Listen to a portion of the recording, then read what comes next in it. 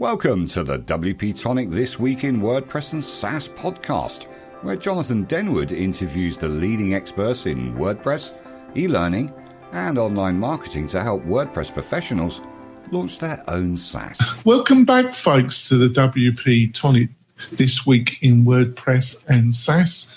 You've just got me and my co-host, Kirk. We did have a guest, but unfortunately they've had a personal emergency. Hopefully they will be rebooking and coming back. But in this episode, we're going to be talking about ChatGPT, how it's going to affect digital marketing, WordPress, how you do business in the next couple of years. I think both of us got some thoughts on it. Definitely I have. So I'm going to let Kirk introduce himself. So, Kirk, would you like to introduce yourself to the listeners and viewers? Yeah, I'd love to. My name is Kurt Von Onen. I own a small agency called Mañana No Mas. That means we get everything done on time and under budget. And I've been working in the WordPress area since about 2004. And just thrilled to be here with you, Jonathan. We have a lot of fun. Sometimes. Kirk's very patient with my madness. But there we go. So before we go into the main part of the show, I've got a couple of messages from our major sponsors. And we will be back in a few moments, folks. Are you looking for ways to make your content more engaging? Sensei LMS by Automatic is the original WordPress solution for creating and selling online courses. Sensei's new interactive blocks can be added to any WordPress page or post. For example, interactive videos let you pause videos and display quizzes, lead generation forms, surveys, and more. For a 20% off discount for the tribe, just use the code WP-Tonic, all one word, when checking out and give Sensei a try today. The importance of backing up your WordPress website cannot be emphasized enough. We use BlogVault to help us do this on a daily basis. With free staging, migrations, and on the pro plans, malware scanning and autofix, BlogVault is the professional's choice when managing just one website or many. Go to blogvault.com and see for yourself. You seriously won't find a better, more complete solution. That's blogvault.com, blogvault.com. We're coming back. I'm rested. I've had a good Christmas holiday. Didn't do as much as I wanted to do last week, but I still had a break. I feel a little bit re-energized for having a little break. I just want to point out also we've got some great special offers from our sponsors. Plus, we've got a curated list of the best plugins and services if you're looking to build something on WordPress. To get all these goodies and advice that will save you a ton of time, you just need to go over to WP-Tonic /deals, WP-Tonic/deals, and you get that all there. So let's go into it. ChatGPT. So what's your I've got some views about it, but I'll be interested to hear what's your overall opinion of it. And you know, it's been in the news consistently for the last 3-6 months. Have those views changed? So over to you, Kurt. Have the views changed? That's the big question, Jonathan. I'm a convert because I put it off as long as humanly possible. I wanted nothing to do with AI, and I think it's a human pride thing because I consider myself a writer and a content developer. So I was like, no, I'm going to write my own stuff. I don't need some fake voice. But then I tried a couple of AI tools, and when I landed on ChatGPT, I was actually kind of shocked at how well it worked. So has that been it then? Well, no. So, we've got some experience with Bertha AI on some of the WordPress platforms that we build, you and I, Jonathan. And, I've played around with Bertha a little bit. I want to make sure I can, be of service to customers and clients and all that and be familiar with tools. But I still felt like I wanted to write my own content. And then when ChatGPT was getting all that press, I said, man, I gotta try something. And so I put in a question. I was going to write a blog post, and I thought, well, what are some reasons that people fail at online courses? Like, what could I add value to people with? And so I just put in the question, why do some people fail online courses? Dude, it's within like 3 to 5 seconds, it spit out a paragraph, bullets, and then extended a paragraph for each of the bullets. And when I reviewed the content, I'm not lying. It was like I wrote it. Like I was looking at it and I was going, that's exactly what I would have wrote. And so I added a paragraph here and there. I put some personal flares on it. I added a couple of pictures, and next thing you know, I got a blog post. Now that blog post took me 8 to 10 minutes when normally I'd spend an hour or an hour and 15 minutes writing that kind of content. So I can definitely see the draw. I can see why people would be interested in it. And then I've learned if I combine ChatGPT with another tool that I've relied on in the past, it becomes like this just powerhouse of content, ideas, and fulfillment. What's this other tool? It's been around forever. A lot of folks use it, called Answer the Public. It's a website. And so when you go to Answer the Public, I think it's a .com. When you go to answerthepublic.com, you can put in any subject. Like, so you could put in, hosting, e-learning, courses, Ford, Chevy, motorcycles, whatever. And it in real time will kind of aggregate a graphic that is, what are people asking about that subject in real time? And so you'll see like a percentage of so many people are asking about how is it made? So many people are asking about how is it sold? But you get like hundreds of questions about that subject matter. And then if you just look at the top section of the most frequently asked questions, if you take one of those questions and then put that into ChatGPT, you know that your content is basically hitting the sweet spot for that subject matter for what people are actively searching for at that moment. Yeah, thanks for that. I think one of the interesting bits for me, Kirk, about this whole thing was that the company behind these technologies, which is OpenAI, it's how I wrote a few months before Christmas, I wrote a piece about OpenAI, which is a non-profit company. It's a commercial business, but it's a non-profit. And what intrigued me at the time was the amount of money that Microsoft had invested in the business. They were one of the largest. There are other investors, VCs, other large corporate investors, but one of the largest individual contributors has been Microsoft. And I was a little puzzled why they were investing so much money in it, but I thought, well, they know what they're doing, blah, blah, blah. But I was a little bit, it just didn't register to me. Now, I think it's become much, much clearer why they invested in this company. And basically, it's payback time for Google, to put it simply. Obviously, Microsoft's attempts in the search engine have not been that successful. Google basically dominates search.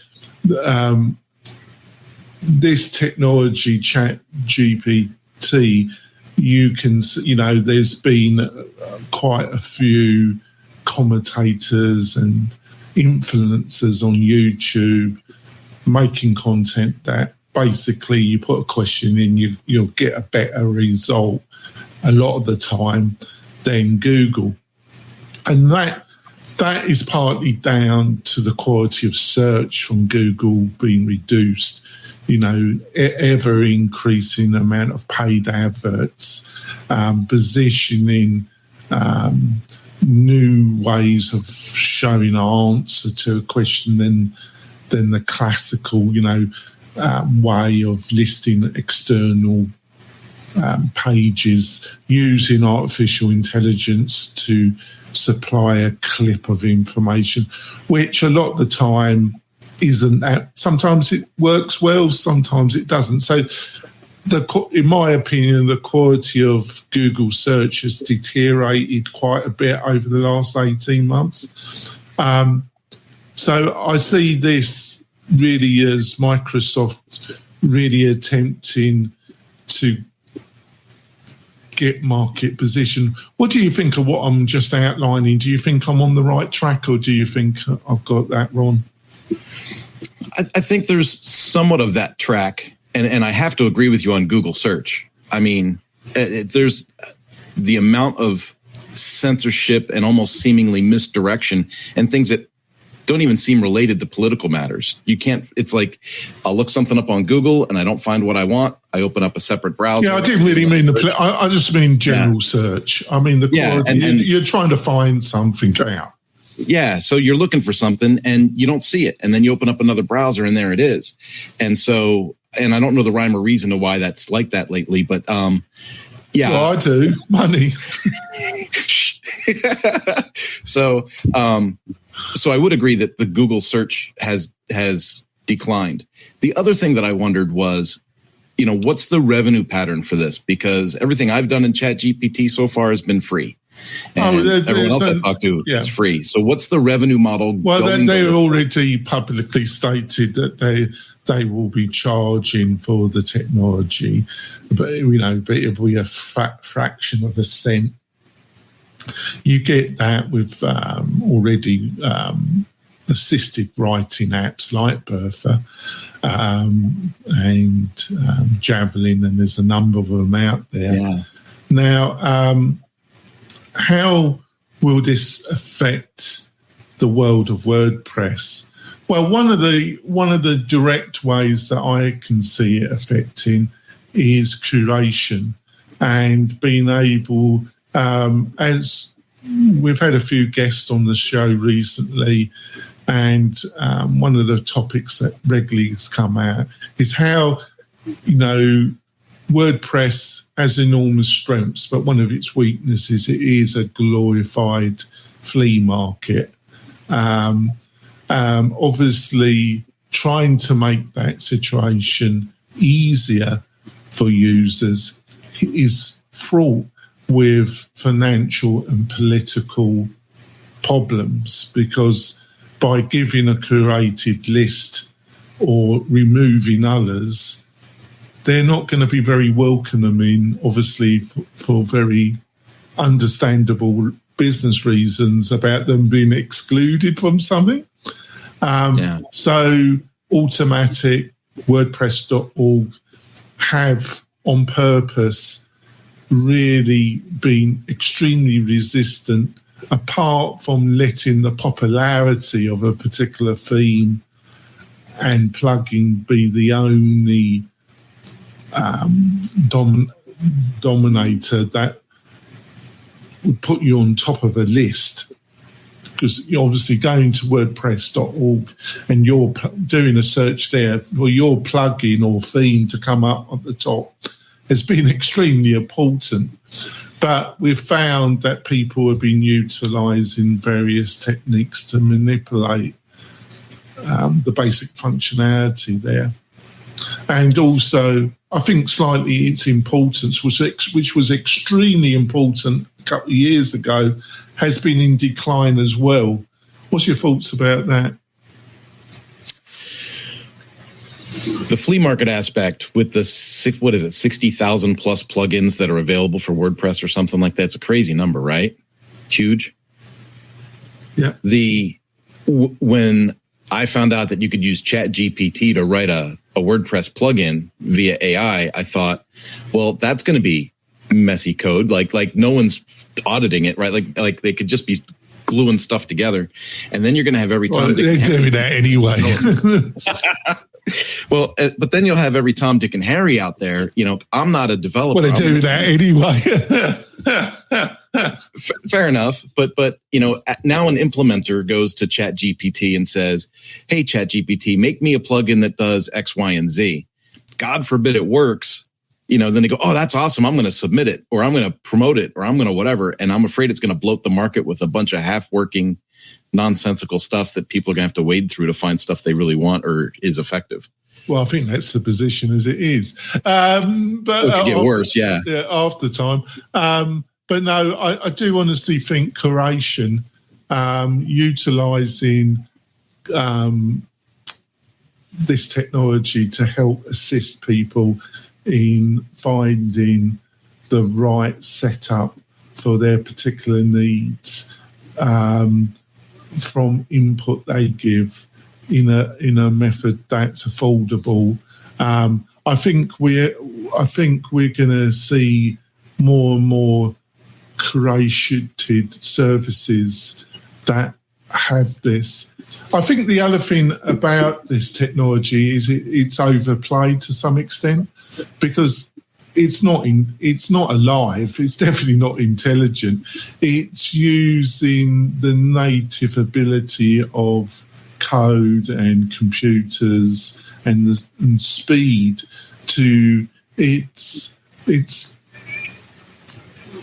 so it gives the impression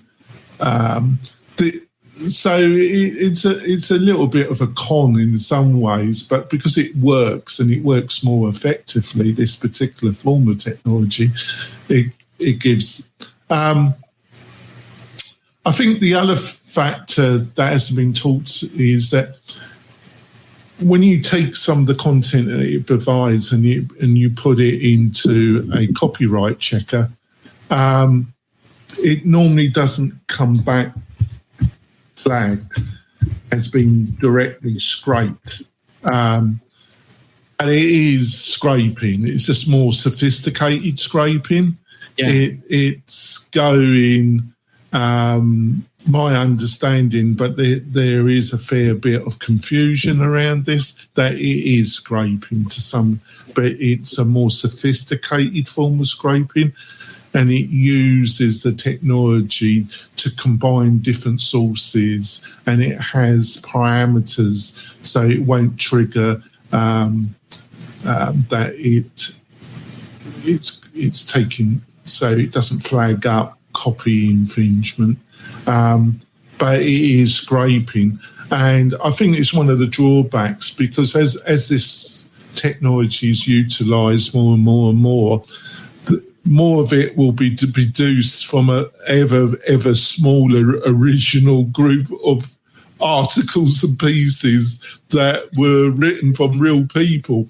So I think this whole, where it's scraping, where it got original material and then it adapted it, I think there's going to be a lot of pushback about people saying, well, it's obvious they're going to use other AI technology to be able to say, well, you've done this, but we can clearly see that you got it from our original content.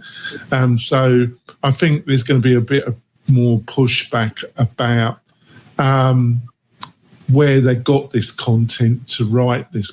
Is this making any sense, or do you think I'm off track? No, it is. And for me, I'm a parent, got kids, I'm involved with kids at church, all that.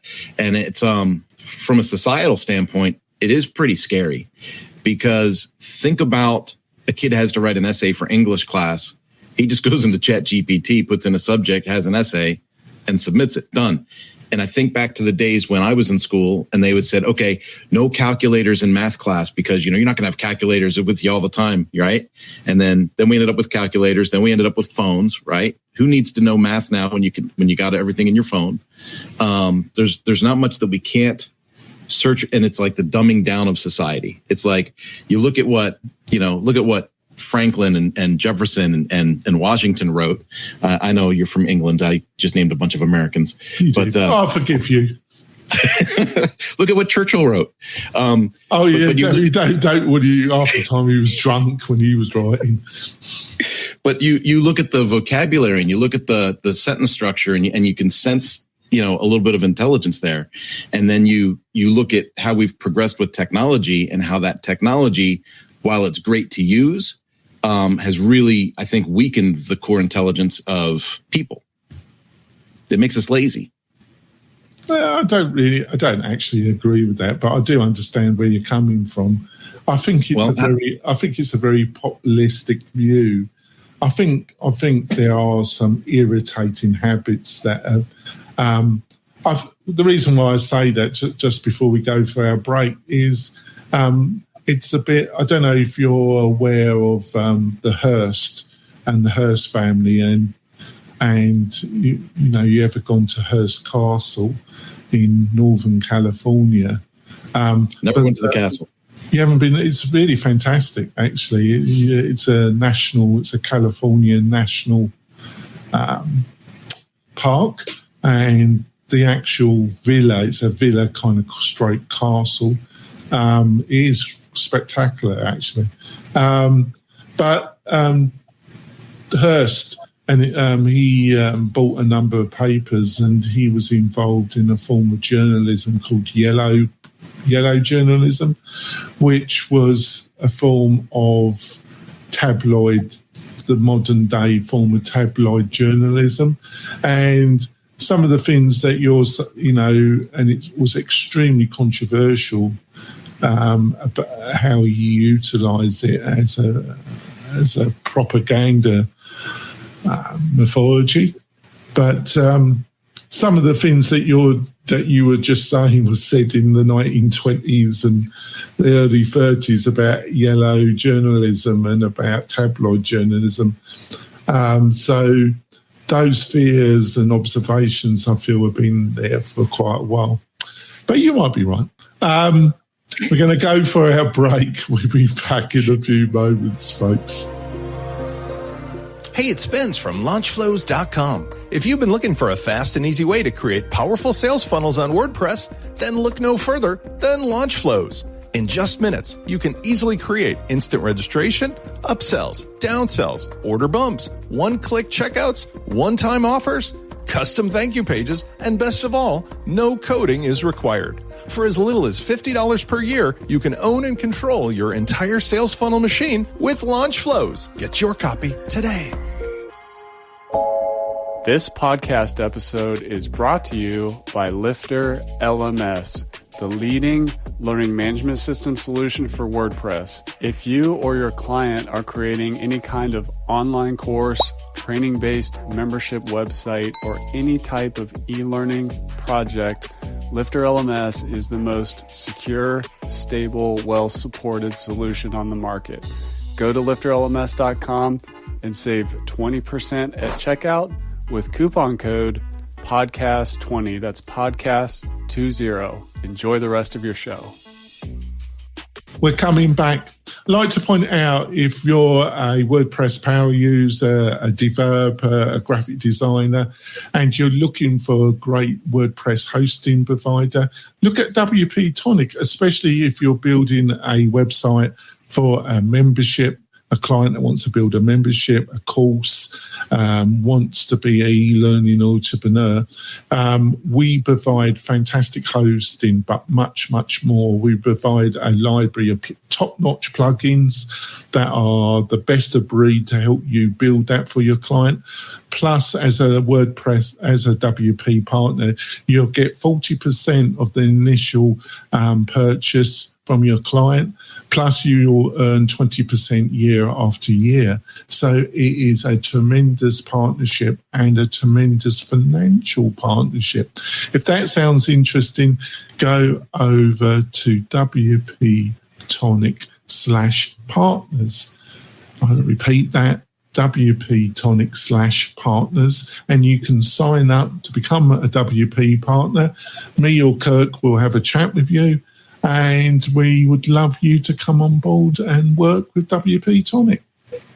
So back into what we've been talking about, ChatGPT. So I see, like I said, I see curation being one of the main factors it affects WordPress. Also, the graphics side. One of the ways you see this on AppSumo is there's a number of SEO hybrid products on AppSumo, also being on the general market that look at your content advise you how to improve titles, improve word density of key phrases in either helping you write new content, but give you an outline of a document, help you with certain paragraphs, and then basically they're mimicking the same technology that Google's been using for the past 2 to 3 years. It's another threat that, helps you produce better. I use, also there's a number of copy assistants, very like Jarvis and aimed at. I've bought a couple of them that help with long form content. So, but I do really see them as assistants. I see them as aids to help you produce content quicker, but also help you improve content. I'm also very excited about how, we bought into Bertha early. I understand from, we had Adam Presler on, that Adam's going to be entering this market as well. I think he said it, he mentioned it, didn't it? I think it's going to be called Sure Writer. He will be in the near future entering that. But I'm quite excited about how this is going to help, people building membership, education courses, helping them write more effective content. Because I think this is one of the main, and it kind of also goes into the general area a lot. If you ever worked with clients, it's one of the main hurdles, having blank pages or pages and having to write content. It should help. Or do you think I'm just being optimistic there? It's not really going to help. Oh, customers and content. That seems to be a contention, Jonathan. I don't know if anything's going to fix that. Probably not. I don't know what it is about. Everyone has a great idea, but nobody, can write it down on a piece of paper and hand it to you to put on a website.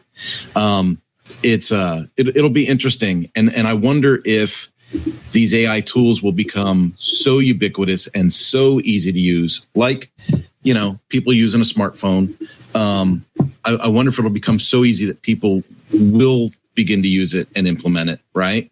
Or if it's always going to be that extra step that the average person doesn't do. Like, we're kind of like in the tech world, and we think things are exciting and we go and check this stuff out. But like on a percentage basis of population, I'd really be curious to see how many people have really tried it and tried to really do something cool with it. You know what I mean? Well, you've got to use it regularly. One of the problems is, even with something like Bertha, and I know it's dependent on, there's a certain, you can't, they would deny this, and I'm just not framing this around Bertha. I think it's any of these tools, Jarvis, any of them. There's a knack. You have to learn how to work with them. There's a knack to it. You can't just straight go in and think you're going to get fantastic results. You're going to have to do a little bit of a dive and read some help documentational videos about how it works and try it out and practice a little bit with any of these writing assistance platforms, apps, as I call them, because you're going to be a bit disappointed. I've already spoken to a few people that just dived in and they just gave up on it straight away, and they said, well, I could write this quicker than utilise this. So it does really depend on. So what I'm saying is, don't lose patience as quickly. If you're a really good writer, it's just going to help you maybe produce more content. But it's not going to replace you. Those that find it hard, it should be a mechanism that helps you get over that hump. But I'm not even sure about that, because you are going to have to study the platform that you're going to be utilising. It's like anything, isn't it? Some people say, oh, well, Shopify is so much easier than WooCommerce. Well, I do actually agree with that. If you just, because you are going to have to jump through a few extra loops, but you get all the benefits of ownership and flexibility, blah, blah, blah. But on our end, like something like Shopify or in the membership area, Kajabi, when people say, "Oh, it's so much easier than WordPress," well, it really depends where you're coming from. It really depends on what your personal experience is. There's a lot more to that statement. It's a lot more faceted than what a lot of people make out. And I really see the same with these writing tools. I also think we're on the early day, and I know Chris from Lifter LMS has in his own personal marketing utilised these, and it's really cool. But obviously, at some stage, it's going to be overdone. But I think we are on the very early days of. I really think you can clearly see it is going to disrupt the writing sector, but also I really think it's going to really disrupt to some extent the graphic side as well. Do you think I'm right about that?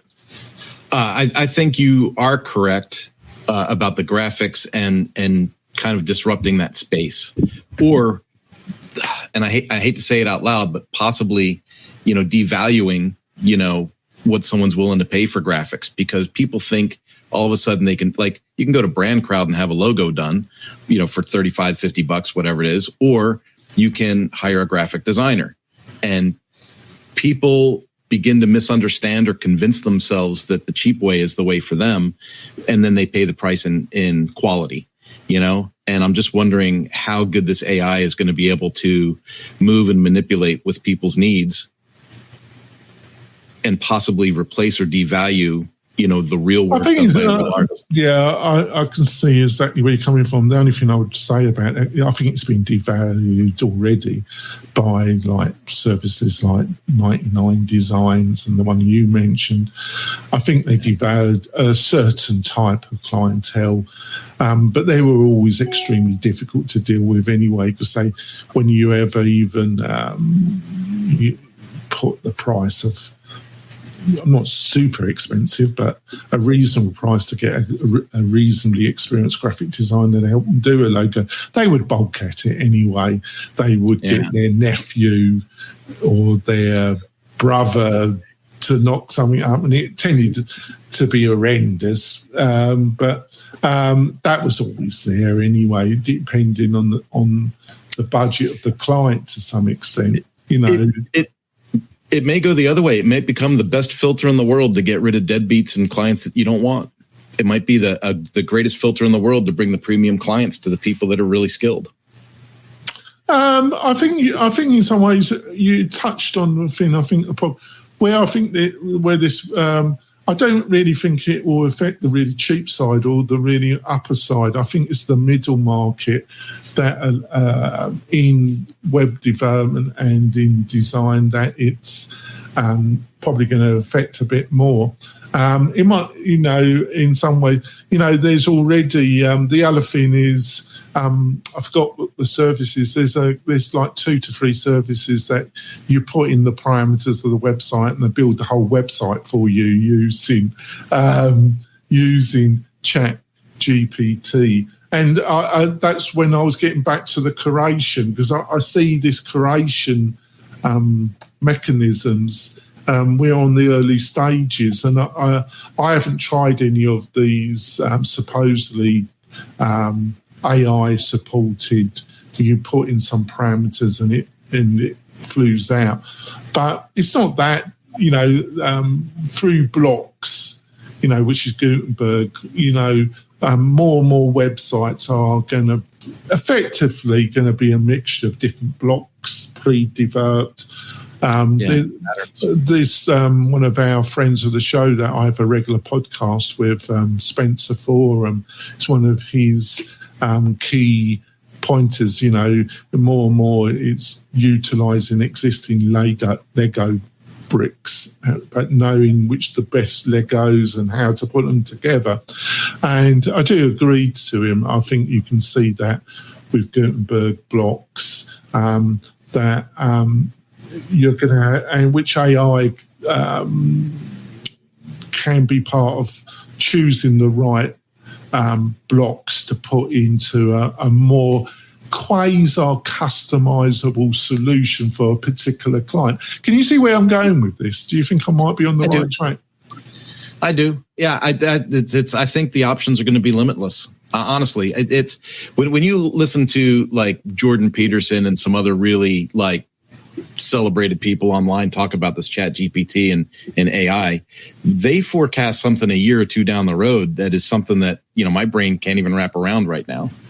It's probably for the best that you don't, actually. But it's like, you know, it's going to do this, it's going to do that, it's going to do, and then you wonder. Every day, I think we get closer to Terminator. There we go. But I think we better wrap up the show now. So, Kirk, what is the best way for people to find out more about you, your thoughts, and your company, Kirk? Well, Mañana No Mas is my company name. So if you go to mañananomas.com, you'll be able to find me. And anything you search for Mañana No Mas online is typically me. It's all over. And then I'm a big person on LinkedIn. If you want to go and find me out on LinkedIn, that's the easiest way to get a hold of me. Message me. We'll set up a meet and greet. We'll do a break the ice call, and we'll see how we can add value to each other. I'd love to meet you. Yeah. And folks, do remember to go to the WP-Tonic/partners, look at our Pacific Hosting partnership plans. You get great commission and you get access as WP-Tonic as your partner to build membership learning management systems for your clientele. It's a great platform and a great partnership. So go over there. We'll be back next week with hopefully a great guest. We've got some great guests booked up in January and in February. Plus, at the end of each month, we're going to be doing the WP-Tonic Roundtable show will be coming back, but it's going to be a monthly show, the last Thursday of every month. Got a great panel that's agreed to be with us, me and Kirk. Kirk will be the host of that particular show. And then the first one is the end of this month. We'll give you more details next week. We'll see you soon, folks. Bye. Hey, thanks for listening. We really do appreciate it. Why not visit the Mastermind Facebook group? And also to keep up with the latest news, click wp-tonic.com/newsletter. We'll see you next time.